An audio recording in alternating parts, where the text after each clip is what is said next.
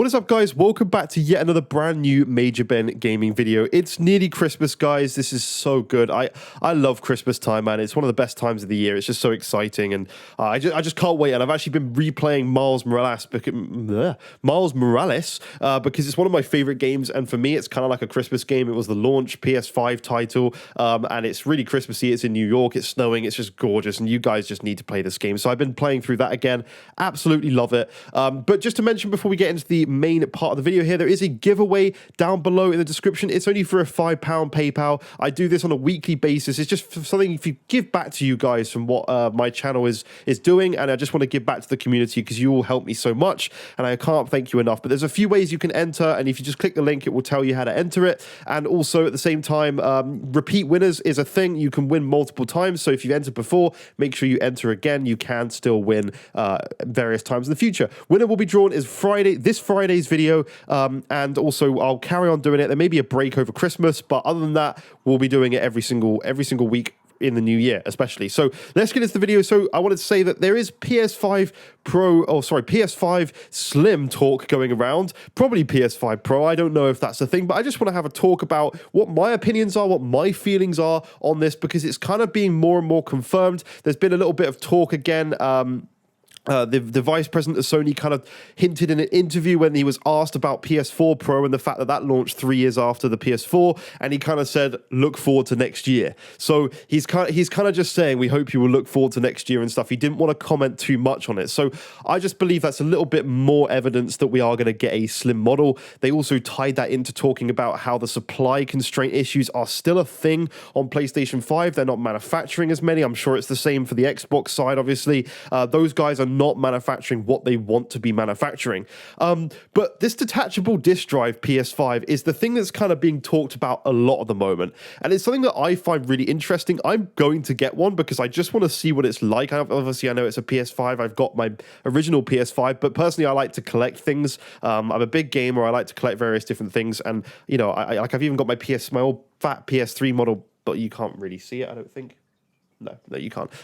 But it's fine. I've got various different consoles. I've got my PS2 down there and other ones as well. I just love collecting things. So having a Slim will be really cool, and also it might fit better in some of my shelving units. So I'm looking forward to getting my hands on one. But I think it's one of the best ideas from Sony. This is something that's huge. Obviously, this is going from them having to manufacture two consoles, a PS5 and a PS5 Digital Edition, at the moment, which is what they're doing, which is two separate boxes. With the Slim, they're just going to have to manufacture one box and a disk drive, which a disk drive is a disk drive. It's not something they need to do. It's obviously they're going to have their own quirky design, a nice white design, I would imagine. But from what I'm hearing, it's going to actually slot into the PS5. It's not going to be like your old laptops where you had to plug a USB dongle in and have the disk drive like hanging off of it, essentially. This is going to be something that kind of docks into it, which I think is that's just genius. If they do that and they go that route, that's going to be incredible. But what this obviously does is enables them to just manufacture one PlayStation 5, reducing the cost, reducing the lines. They don't have to have two separate manufacturing lines, which is just great news for them. They can produce more of these things, meaning more sales. Like it's obvious. It's the best solution. So I'm really excited to try that, and I think it's the way forward. You know, having that detachable disk drive. Obviously, I like to buy games physically.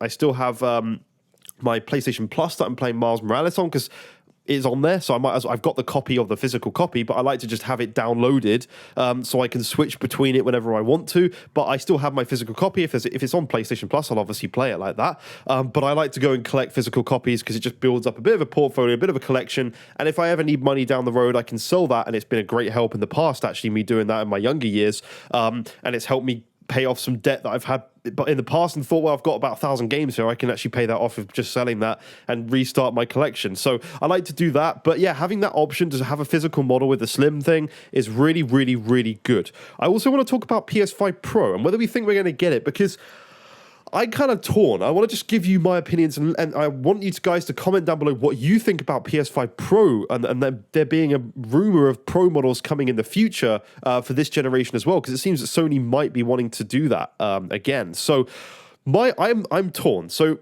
the negatives to a Pro, from my point of view, is I feel like the silicon of the both PS5 and Xbox Series X and S, for that matter, is still not being fully utilized. We haven't seen what these consoles can do.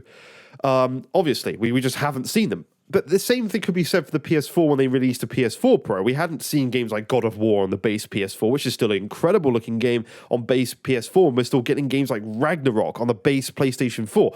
Obviously, you haven't seen all the features being utilized, and that normally doesn't happen anyway until a fair way through the generation. Hence why at the end of the PS4 generation, the games looked 10 times better than they did at the start. Like games like Knack. You think Knack is a base PS4 launch title compared to God of War Ragnarok that still runs on PS4. Like, it's ridiculous. Obviously, development's got better, but also utilization of the hardware and the fact that developers are getting used to the hardware is a big factor. But I don't feel we've utilized the PS5's power at all. And I know a lot of features, a lot of the RDNA 2 features aren't being utilized. A lot of that stuff isn't.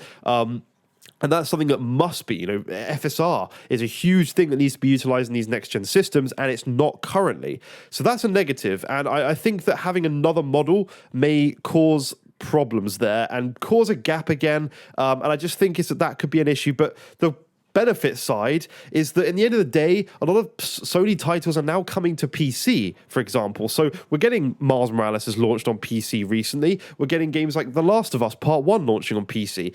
And those have slightly higher spec things. You can up the detail, you can up the weather effects, you can up the crowd density. Obviously, resolution can run at native 4K or 8K in some cases with the RTX 4090, for example.